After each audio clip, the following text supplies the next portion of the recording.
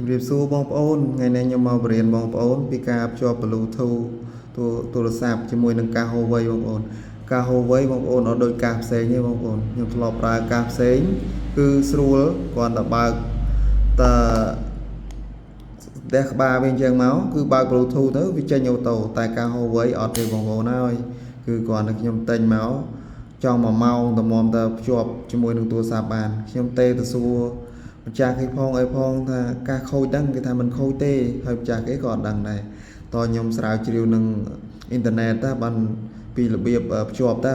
បានឃើញពីការភ្ជាប់របស់គេអញ្ចឹងបងប្អូនឥឡូវទៅមើលតើរបៀបភ្ជាប់ការ Huawei ទៅនឹងទូរស័ព្ទយើងភ្ជាប់មិនអញ្ចឹងបើសិនជានេះបងប្អូនបើក Bluetooth ទូរស័ព្ទមក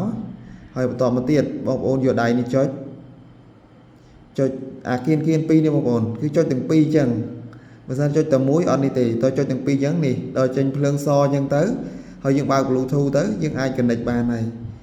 អញ្ចឹងវីដេអូហ្នឹងមានតែប៉ុណ្្នឹងឯងបងប្អូនបើសិនជាអត់ធ្វើអញ្ចឹងទេគឺ connect អត់បានទេបើយើងទៅធ្វើអញ្ចឹងគឺយើង connect បាន 100% បាទអរគុណជម្រាបលា